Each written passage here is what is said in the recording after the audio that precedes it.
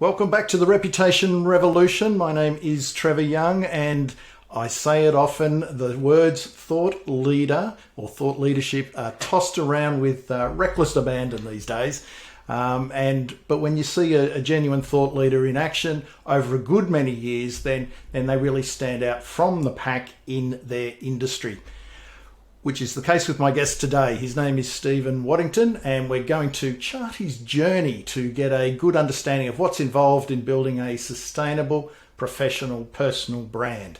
Stephen is a business advisor and troubleshooter who helps organisations with planning, strategic decision-making and execution. He is the founder of the wonderfully named Wadds, Inc., a professional advisory firm which works with agencies and communications teams. Stephen Waddington, welcome to the show. What were you doing 10 years ago? Trevor, great to finally get on a podcast with you. Thank you so much for the invitation. 10 years ago, what an optimistic media landscape we lived in. We were just getting used to the platforms of Twitter and Facebook and seeing the potential that they provided for organizations to connect with publics and publics to create communities. Personally, I was working on a couple of books about that opportunity, exploring what was going on in the exploding market for tools. And in professional practice, I was running an agency called Speed, a digital social agency that worked with. Well, we had such a fantastic time right at the intersection of traditional and social media, working with businesses like The Economist and the Associated Press that were trying to get their heads around what was going on. Early days, though, and I guess that's the problem. One of the good things is when you're early days is you get a profile, etc. But one of the challenges is that working with clients, there's not as many progressive clients in the early days. You've got to do a lot of education, which is what you've been doing for all of that time. Do you know what? At every point in my career, I've benefited from the disruption in technology and media. So go back to right when I started out my career in public relations. I started out as a technical writer within a communication team. As the internet was building out, as companies like 3Com and Cisco, were providing the plumbing that then the first level of the internet got built on, and applications and sites like Amazon emerged, and then so that was the first part of my career. The second part was then how all those different tools and technologies were applied to communication, and I'm still doing that to the day. Yeah, you don't stop learning, do you? Particularly at the moment. I think if you stop, you get behind really quickly. Yeah, you do.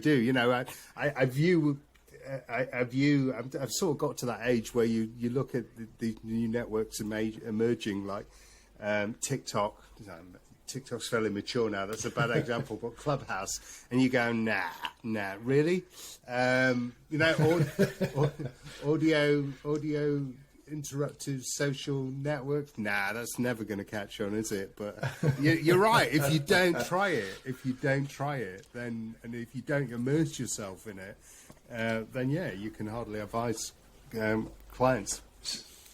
So have you immersed yourself on TikTok? Have you done many TikTok dances? Actually, the feature of lockdown, we did the first lockdown in the UK from March, April.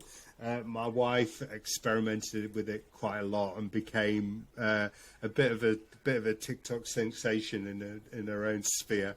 I just observed. I did participate in a couple of funny videos, but mainly it's for the younger kids.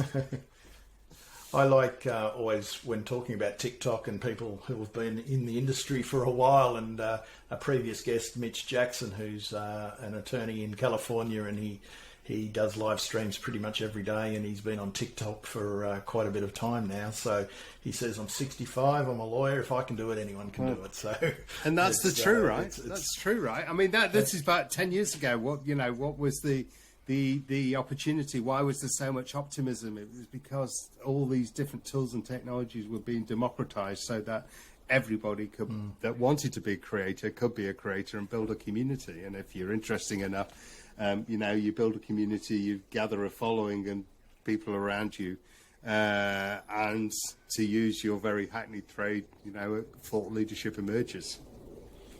Yeah. So speaking of which, as I said in the outset, I really do believe you're a genuine thought leader. I've followed you. We're saying off air that we've been circling each other for a number of years, probably 10 years. What were you doing 10 years ago? Probably circling each other. But in terms of building that profile. So let me just go through the numbers of things, and you add or subtract as you go. But you've got a couple of books out. You got more than a couple. Sorry. You've got Brand Vandals and Brand Anarchy. You've got another couple, and that you've put out with co-editing or editing, and you've got a new one on the way. So in terms of books, you've got potentially 5 to 6.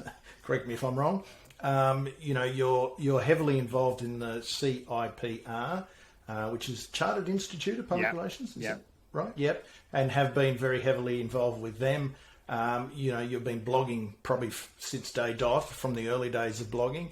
And you appear often in the trade. So all of those touch points of what a thought leader does, and you're advancing the conversation today. It's all a lot about digital tools and how agencies and comms teams can use them, and really pushing heavy in artificial intelligence and AI. So, you're still pushing ahead.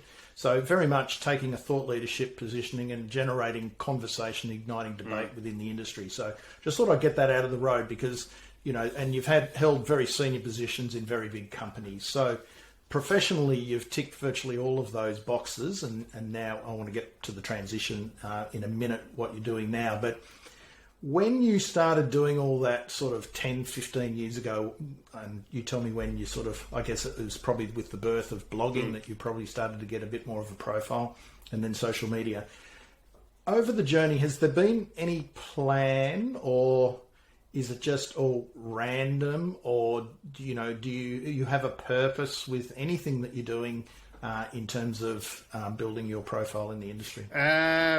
There's an element of me, obviously, as there is with any human being, if they're going to be honest, of narcissism, where you want to be recognised for doing good work.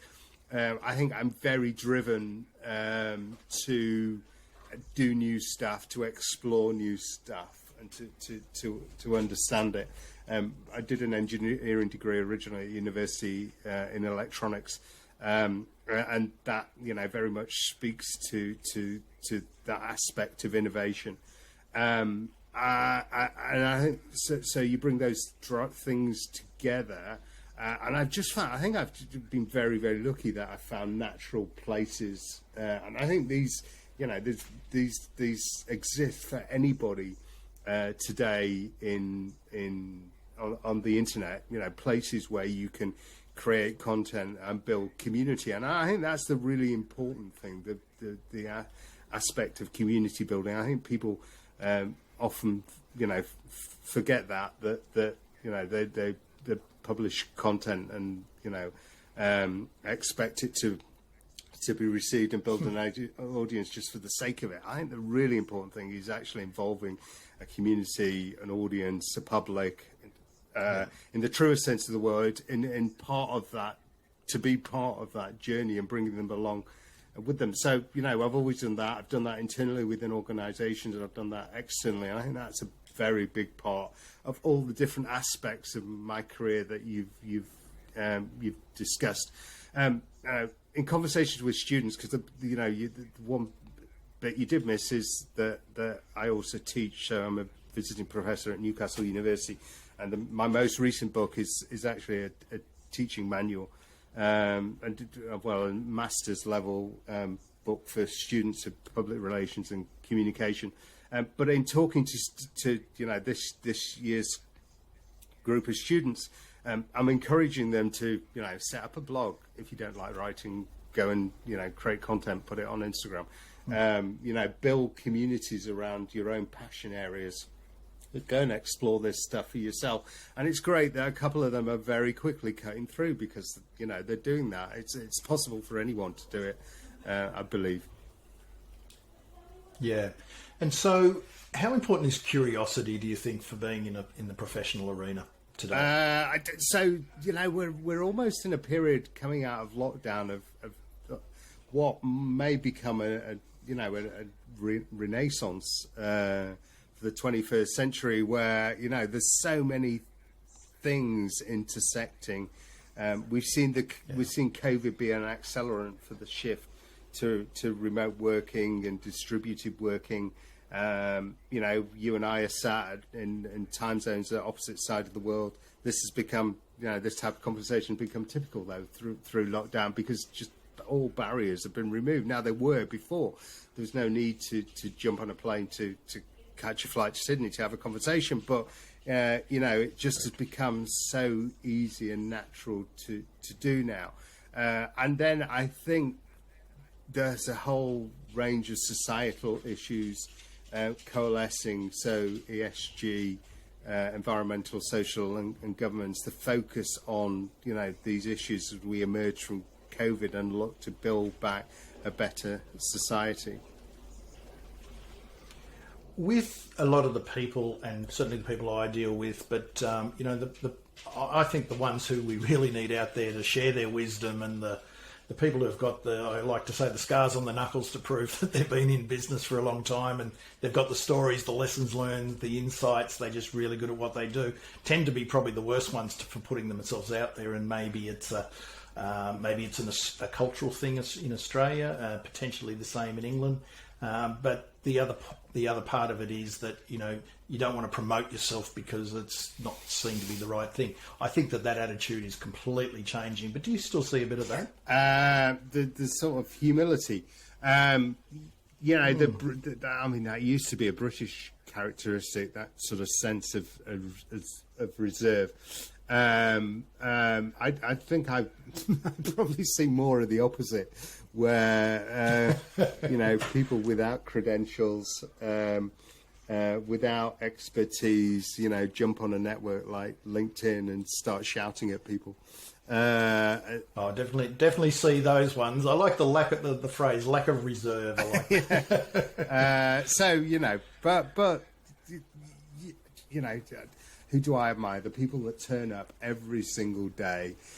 Not every, you know, using that term figuratively, although some like Seth Godin do turn up every single day, and are, you know, are sharing the wisdom. The people that will be there, you know, you or I have been blogging for 20 years, right? There are still some people who show up consistently, dependably, and, you know, they write good stuff. And so we go now towards, I guess, as you know, it's not just what you know. It's, you know, it's who you know, who you're connected with, who you do connect with others. It's the content you create, all of that. But of course, you know, reputation is everything today, and we hear a lot of talk about values and what you stand for, and that's kind of like the bedrock of personal branding. If you don't get that bit right early and understand yourself, look inwards and understand yourself, it makes life a little bit easier when you want to start, you know, communicating externally. And, you know, we do that with businesses and brands and consulting as well. But you've got a manifesto. I don't know how old the manifesto is, but it's you know, people can go onto your website and see your manifesto and get a really, really good feeling of who you are and what you're all about. How important is it, you know, you don't necessarily have to, I guess, put a manifesto out, but what was the thinking behind having a manifesto, and how long has it been out there? So that's part of my journey, my lockdown journey.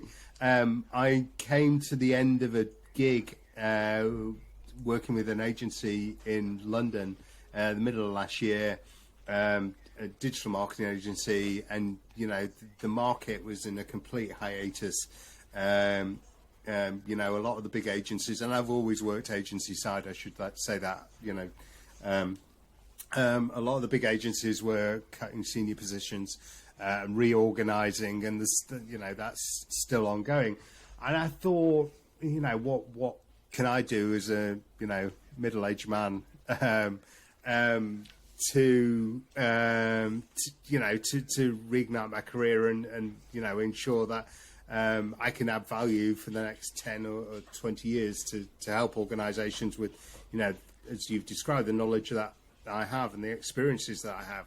And that emerged from a number of conversations. Lockdown has been an incredible time to because people have been at home, they've been a little bit more open, they've been accessible. If you make a smart approach, you will get someone's attention. And I thought, right, there's an absolute need for wisdom within the market, because we're going through this completely unprecedented time. There's inevitably a recession coming. You and I have both worked through 4 or 5 recessions. It's really, really scary if you haven't experienced it before. But we know they come to an end. We know that after every recession, that there is a resurgence and a bounce back, and organisations are going to be ready to do that. So I set out my stall saying, this is what I can offer. This is what I'm looking to do, and the internet, as it can so beautifully, as it did 10 years ago, responded and very quickly. And I have to say, it has been really quick. I've built up this brilliant professional practice business, helping agencies and communication teams figure out what happens next, both from a market point of view, from a skills point of view, and how they get ready for the future. And it's an interesting point you make, Stephen, because that's right time, right place, I guess, in one respect. But ultimately, if you had to start from scratch and you weren't known, then that makes that really hard. Whereas people can see your bona fides going back. It's public. That's the great thing about the net. Rightly or wrongly for some people, but if you've been contributing, which is what you've been doing over a long period of time, people can check all of that stuff out, and and there's what they can see, the evolution of what you've been talking about, but they can see that you've always been leading from the front. That's why I think it's so important for professional people. Ultimately, they're going to leave corporate anyway. I deal with a lot of entrepreneurs who are already out there doing it, but more and more I'm starting to see the refugees from the corporate sector.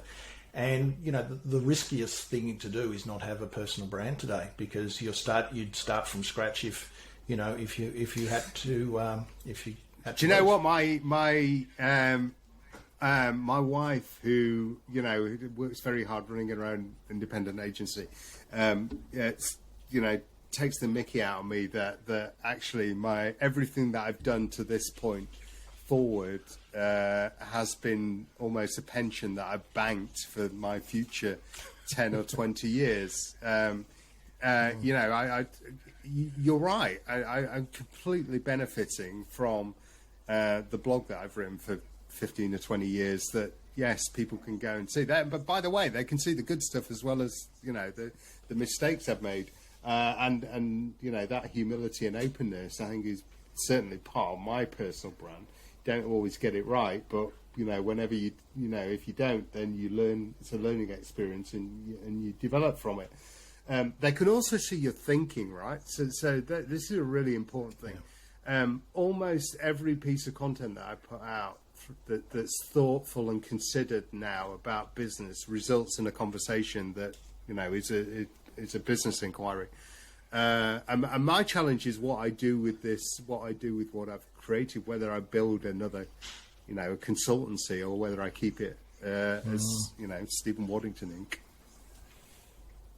Yeah, it's the operation. I always talk about extracting the value from the voice and the brand that you've built, and there's so many ways to extract that value today.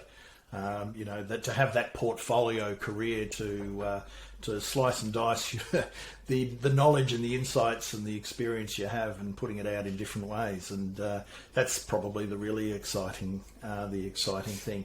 I guess I do like how you'd probably use the word pension, we'd say superannuation in Australia, but we contribute to our superannuation every month when our pay packet comes in. But looking at blogging as part of that is your professional superannuation or pension is a very fair comment. Do you know, I really believe in that. I really believe that. I mean, Sarah, my wife, said it in jest, but it's right. It's there's an asset that's incredibly valuable. The point that you developed there, though, Trevor, is really interesting. It's one that I'm thinking of now. How did you extract? Is there an opportunity to extract further value from this? So I don't know if you obviously follow Seth Godin. I've been looking at what Scott Galloway's been doing in the States. It's different level of entrepreneur in terms of the businesses, consulting firms he's built, but very clearly he's got his intellectual, got his experience, intellectual nous and capability, but then also seems to be building out data sets around different aspects of markets that he's using as an opportunity to build business. And his big thing is disintermediating training. So yeah, it's interesting to watch how other people are tackling exactly this issue. Yeah, and for those who haven't watched the Scott Galloway video, I implore you to do it because again, someone who's been around the traps for a very long time, and he does not hold back. He's a full force of personality, but sharp intellectual at the same time, and building an amazing brand in America as a thought leader across so many topics, and author and speaker and professor and everything. Yeah. So definitely check out Scott Galloway. In terms of through your professional life, you've had a lot of dealings with the CIPR, as I mentioned. That's the PR industry's key body in the UK. How long have you been with them? What sort of positions have you held? Is the three-parter. and how important is it for professionals to really get involved in their professional industry? I got involved with the CIPR in the around 2010, 2011, as social media was exploding, and the organisation the organisation didn't seem to be getting to grips with what was happening and the opportunity or the potential for social and digital within the public sphere. And so I was fairly critical from an external point of view, to the point that there was a woman appointed as president, Jay O'Connor, who called me out on it and said, look, either come and help or shut up. And so I came and helped, and the organisation built a social media panel to look at what the potential was, what the opportunity was. Out of that, Wiley published a couple of books on practice that I edited, Share This and Share This Too, that brought together a number of voices from around the UK on different topics. And then 2014 I became president. So I to serve my time really through right the way through different ranks within the organisation. I mean, now I'm still an active member and fellow, but I firmly believe, I absolutely believe this all the way through my career. There are moments when you need to step back and let the new energy and new faces come through, and I've kind of done my time, and letting new people come through, and frankly, there's so much potential and opportunity that the choosing where to aim your energy is quite an important thing. But professional organisations like the CIPR provide like the AABC provide a ready-made network that you can instantly become part of. And get to meet people. They also set standards, which is, I believe, really, really important. One of the issues I advocate really strongly on is professionalism in public relations. We don't have any barriers to entry, and on the one hand, that's good because it creates diversity, but on the other hand, we do need some levels of standards because reputation is such an important part of both personal and personal, professional, and organizational value. So yeah, I CIPRs and other organisations alongside it that hold up the same scrutiny in different markets, I'd say, are really, really important. And so you've alluded to the books, and so you've always either co-authored, as I understand, you've always either co-authored or edited, but you still get, it's terrific because you get the spin-off, they're still your books. Is that by design, or is that just the only way to get it done, or you've just unpack that, because that's quite unusual. You don't often sort of see that writing is quite a solitary thing, and people, professionals do write books, but they tend to do it by themselves. Well, so I think that reflects my attitude to community. That it's much more powerful to bring together a number of voices to get a range of diversity and experts across a range of topics to create a body of work rather than a single point of view from an individual. And that's not to say that single-authored books aren't don't add tremendous value. They absolutely do. But I think I've done something different. I think I've brought together communities. The first couple of books I did with Steve Earle, who I was running a tech PR firm with, and then the digital agency Speed. We did those two as marketing books for business development, published by Bloomsbury, back in the day. Then we did share this too. I did a couple of books on tools, and then the most recent one is, as I say, it's really a scholarly endeavour. I was invited by Ralph Tench at Leeds Business School to join a 15-year project and do the 5th edition of this brilliant book called Exploring Public Relations and Management Communication. I think ultimately it's community there. Yeah. 15th edition would be slightly different today. Do you know what? Going back to the first on one. this, I'd look at I admired David Meerman Scott. Do you remember him from 10 years ago? Yeah. His book, The New Rules, which was a game-changing book in our industry. I look at that, and I look at the blog content that I write, and sometimes wonder whether I'd be better packing up on the blog and trying to do the new rules. But I have huge admiration for his work. Yeah, got a copy up in the back there, along with Seth Godin. All the people we're talking about there. The only one we haven't mentioned up there is Tim Ferriss. But for those who are listening on the podcast, that's one of my little bookshelves at the back. But David Meerman Scott's The New Rules of Marketing PR is a must-read, I think, for anyone, not just in comms but in business generally. And I just like the no-nonsense way that he does it, and it's. Yes, he talks about the new tools and new technology, but does it in such a way as how you can connect and tell your story. And I bought the original one. I know David pretty well. I bought the original one, and I bought the recent one. I think not the last one, but the one before it. And when we catch up, we laugh about MySpace and Second Life and things like that, which were all in the first book and not this time around. So. All very good, and I guess that's the key is that they're artifacts, aren't they? They're a point in time, and that's where books can be terrific as a sort of a stake in the ground, I guess, in that respect. In terms of the social media, so we talked about blogging and books and being part of the industry body, and then writing. Also for, I guess, other people's blogs but other publications and being involved in that, and doing speaking, which you probably didn't do a lot of last year, but have done in the past.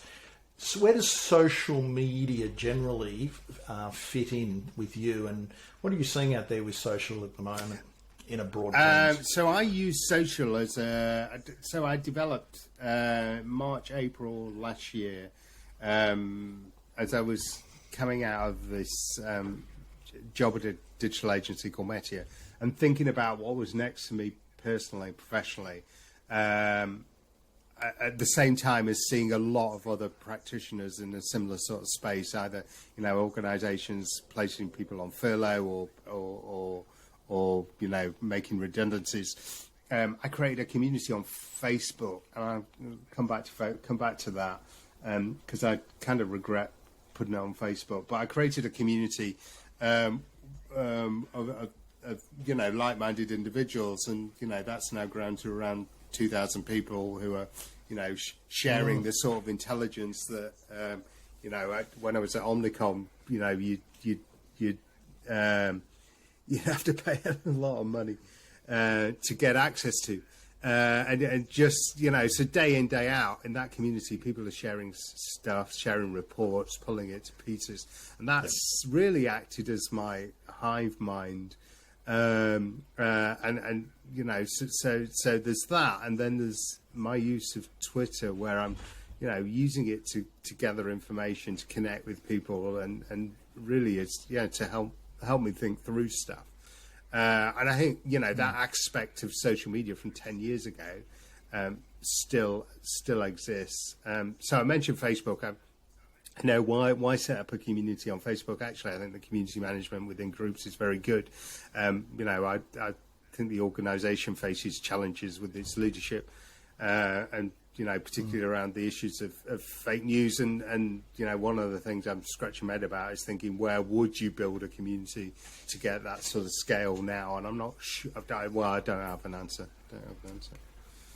Yeah, I think the thing with I know a few people who've set them up on a thing called Mighty Networks, which is kind of like a white label. But I guess the thing with Facebook is people are pretty much on it and always plugged in. Well, even if they're not looking at it all the time, they're still always signed in, and it's an easy thing. It's an easy get. And from what I see with groups and having been involved in a couple, that they probably won't necessarily see any other content from other things, but groups is the content that keeps coming up, and if they're active, it'll come to the top of the pile. So it's good for brands and for individuals to create groups, because that's a good way to cut through on Facebook without having to pay for it, because Facebook does look kindly towards that from an organic reach point of view. It seems to for now, but it might change next week. Of course, that might change. That's true, and your whole audience is on it there. That's always the issue. So the other thing is, we talked a little bit about LinkedIn. LinkedIn just isn't working for me. And maybe I just need to. I've been a bit of a whore with my network, and I need to throttle that back. But the news feed is I just find it full of people bragging and full of themselves. It's ceased to be a useful place. And maybe I need to do some work on that. But groups on LinkedIn just don't work. The content just, you've got to really work really hard to surface the content. Second thing I'd say, from a personal brand point of view, the other thing I did when I set up Wadding and went independent middle of last year was create this newsletter on Substack, and that's just been terrific. So I create media stories, news reports. From my community on Facebook, from Twitter, interesting stuff, summary in 2 lines, and a link with citation to the person that referenced it, and that's just been terrific in providing a network. And again, that goes out Monday morning, 7:00 every week, and people just know it's going to come, and so many people use that as a point of reference to get in contact with me. It's terrific. It's I was going to ask that, because I do receive it myself, and I do look forward to it. It's one of the few that I really do open looking forward to, and there's always something there that I always click through. I don't know what your average click-through rate is, but I reckon it'd be pretty good. But the thing with it is that it's curation, and so I guess if I look at what you've done, you curate books. You're writing them, but you're curating them. You're doing stuff for the. You've done it. What would you call is it a white paper, the whole tech stack? So the sort of thing. You've done one for tools for the CIPR, and what I like about that is that it's kind of like it's an ebook, isn't it? It's a PDF ebook. Yeah. So that was 2014, 2015, we did 2 of those where we were just trying to make sense of the tool market. And you know, there's now services like Captera that will help you do that, but at the time that didn't exist. So yeah, we built a website and published 2 books, and you know, along the way, people help create case studies and you know, application notes of different tools. It's great. Yeah. So you are really an editor and a curator. And that's a really good way, I think, to sort of build profile thought leadership. Is that, yes, it's good to create, you know, original material, and as you do on your blog, but it is hard. And the thing is, people, if you build a trusted, this is the way I see it, if you build a trusted professional reputation, you know, you're attracting people to you. And if you're, you know, well read and you're curating for people, they don't need to go off onto, you know, half a dozen different publications or other bloggers. They can just come to you and get it all delivered to them, which is an incredibly powerful position. And I think we're going to see more curation. I just truly believe that with the sea of information out there and the noise, that we will go to trusted sources of information, and curation is a good way for us to broaden our minds really easily with one subscription. So with your tell us about Substack. I think I've mentioned a few times on the podcast, but it's one of the darlings of the newsletter world. For those who aren't aware, newsletters are making a massive comeback. They're not dead. Blogging's not dead. None of this stuff's dead, even though people are consigning email to the scrap heap, but the digital scrap heap. But there is a renaissance in this area. And what's your experience like with Substack?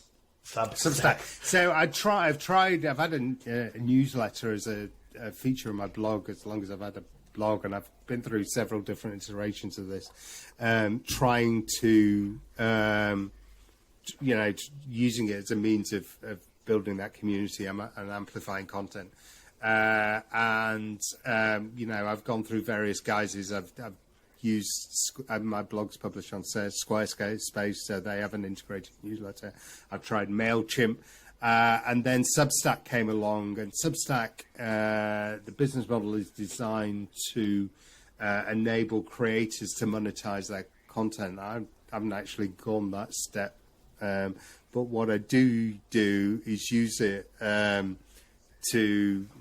you know, manage my email database and publish a newsletter once a week. And, you know, it's just a very clean application, you know, good, reasonable analytics, good data transparency. And, you know, it just works. It works for now. That doesn't mean to say I won't be open to changing it. The important thing is data portability, that, you know, I own the database of email contacts. You know, it's my community. So I did one thing. Again, let's go back to LinkedIn. LinkedIn has added a newsletter feature in the last 6 months or so. I was given early access to it, but you know, everything is on the platform. You cannot extract data. The analytics are shocking, and so I think my use of it will be short-lived.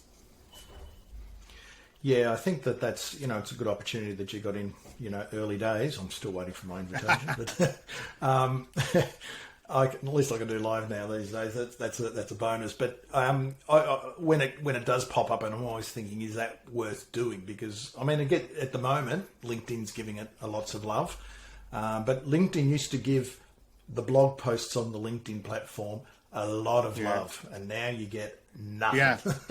You know, if you put up a blog post now from using the LinkedIn blogging platform, I'd be surprised if you got anywhere near what you thought you'd be getting, because it's for some reason they're screwing down the organic reach of their own blog platform, which is a little bit weird. That said, that if you do blog, then it's a good outpost or a place to syndicate your content, as is medium.com. And the other thing with Substack is its probably main competitor is a company called Review, which Twitter bought recently. So Twitter's now in the newsletter game, and Review's got some good reviews, Revue is spelled REVUE.